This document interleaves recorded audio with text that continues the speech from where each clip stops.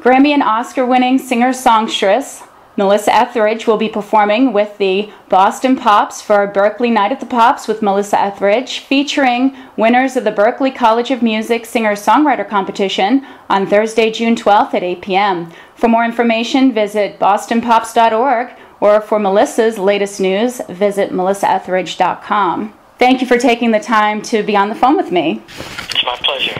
So when you first started, was it the guitar or was it the singing that came first for you? It was the music.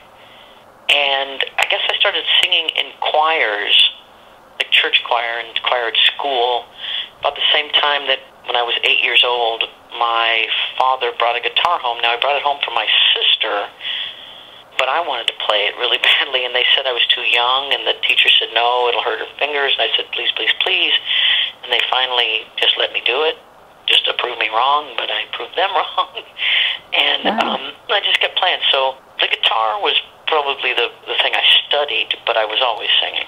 So what made you decide to perform in the first place?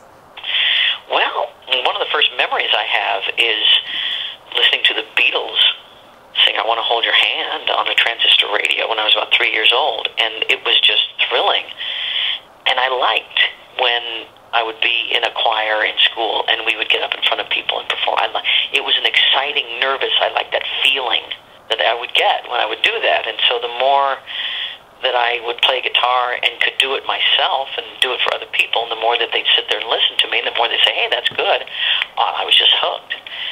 The first time I got in front of anybody, really like strangers in an audience. I was 11. It was a talent show at the Leavenworth Plaza talent contest.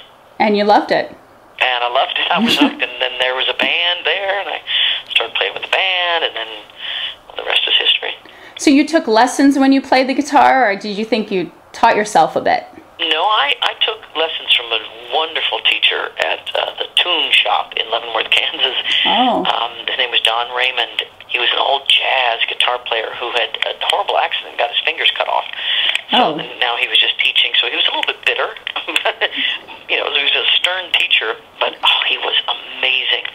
And I learned so much from him. And sometimes it's just watching someone play the guitar that helps so much. One of the things he really instilled in me was timing. He's like, I don't really care if you get the notes right or wrong, but never go out of time. To this day, musicians, drummers especially, go, wow, your timing is great. Like, yep, it was tapped into me. Yeah, well, this then makes you easily adaptable anywhere. Yeah. So tell me a little bit about, as a singer-songwriter, how does the music come for you? Is it, when you get inspired, does it come in your dreams, or do you hear a melody? It's always different. I find, inspiration is the first piece of it, and that inspiration is always different. It can be a thought. It can be a melody that pops in my head. It can be something I'm just sitting and playing the guitar, and it's, a note that follows another note or a chord, and it can be as large as an idea of, I want to write a song about this. I can think about it all ahead of time before I write it also.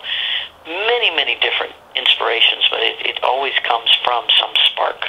Oh, okay. And when you write about your music, was there a particular song that was more challenging for you to write, and then there was one that just flowed for you? They're always different. There are those that really just, don't want to come to light or something, and you just work on them, and you change them and dig, and sometimes I'll put pieces of songs together from other songs, and then there's the song that, boom, writes itself, in 10 minutes, and you're like, wow, look at that, there it is. Oh. You just never know what it's going to be.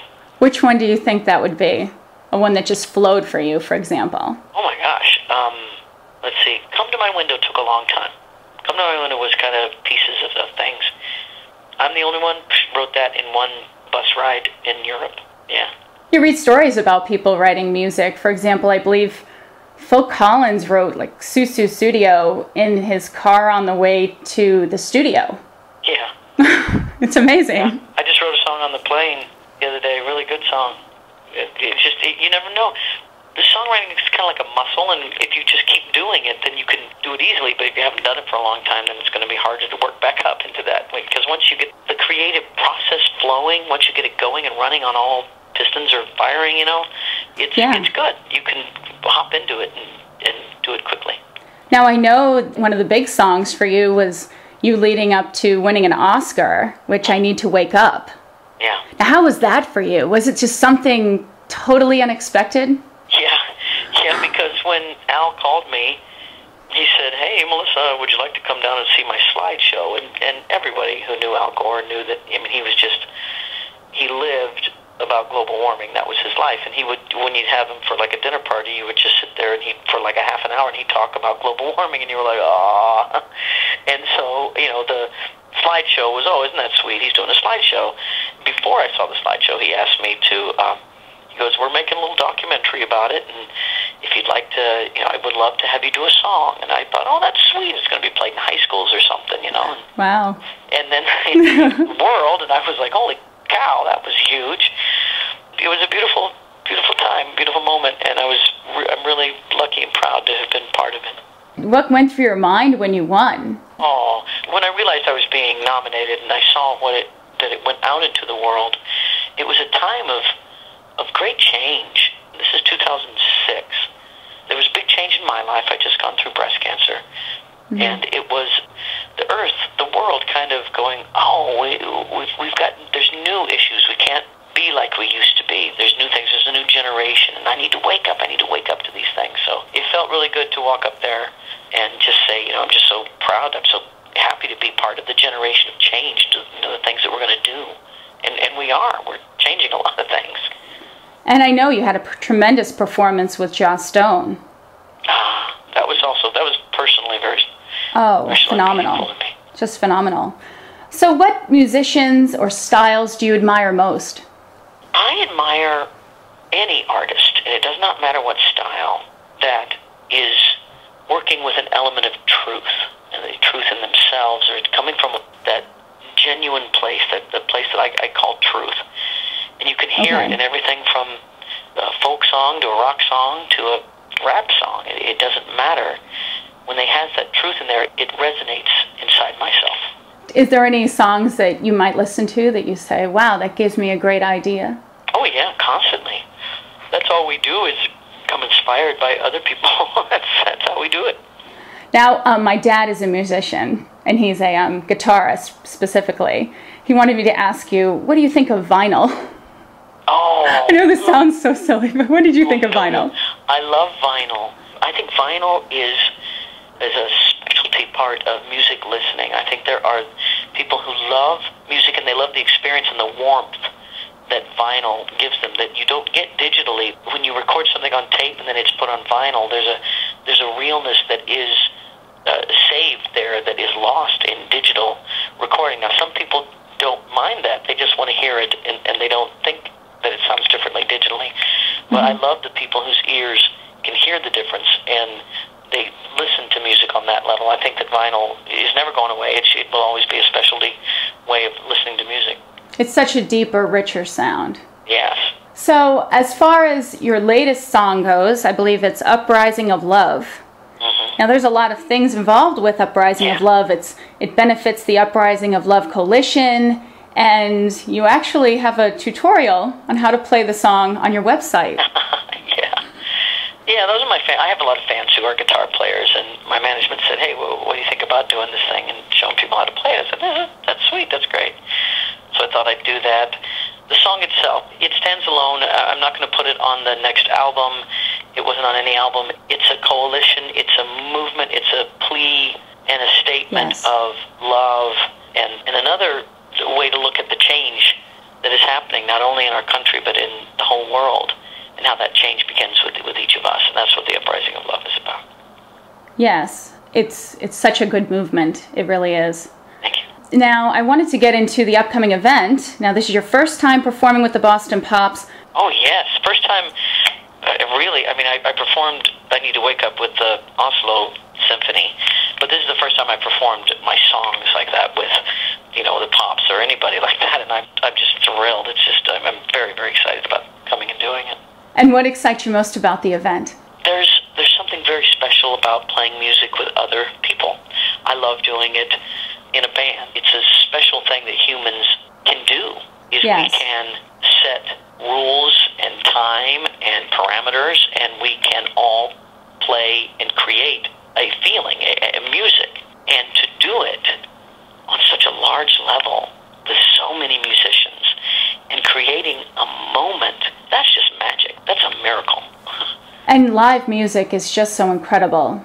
There's nothing like it. You can never replace it. Now, another song I wanted to ask you about is you recently performed Billy Joel's Only the Good Die Young. Yeah.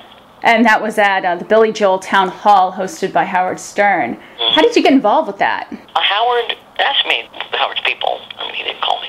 Okay. Else. But his people, yeah, they were putting it together, and they said, hey, would you like to, I happened to be in town, I was in New York City. And I said, well, yeah, that sounds like fun. I like Howard, I love Billy, and I always wanted to do Only the Good Die Young, and I never got to do it until then. So you did select it, great. Yeah, I enjoyed that song very much. And you have friends that are singer-songwriters, like Billy Joel and Sheryl Crow. When you talk, do you share ideas, or does your music stay strictly private from page to recording? Like, how does that work? I think we share the experience and frustrations.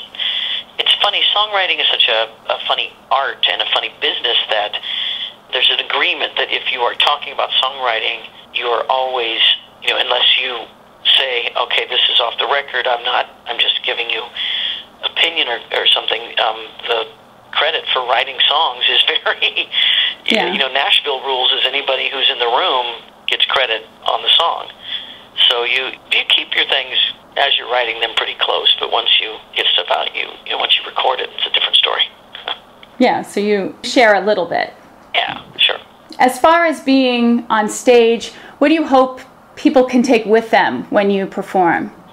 I hope that they feel better when they leave than when they came. I just hope that they kind of have an emotional workout and their endorphins are up when they leave. That's what I hope. Oh. And what kind of music can we look forward to at the performance? Oh, it's going to be some of my hits, which is fun. Okay. And then doing Uprising of Love. I'm going to do a new song off the new album. I think I'm doing a new song there. I'm not sure. It's pretty much my hits, the songs you know. Oh, wonderful. And actually, my personal favorite is Come to My Window. Well, that will definitely be performed, so thank you. And I only have one more question for you. What advice would you give singer-songwriters today? I know the music landscape has changed so much. I would say do what you love. That's the only way you're ever going to get anywhere. If you try to make your music so that somebody else likes it, you'll just be in a box. Do what you love, perform for whoever you want, write what's in your heart, because you never know where the world is going, and you are creating where the world is going anyway. So just do it. Just do it because you love it. That's the only way it's ever been done. Okay. That's great advice. Cool. Well, thank you very much for your time today. I appreciate you calling me, and it was a great honor talking to you. Well, thank you so much, and good luck. Thank you, and have a great day. And you too. Break a leg.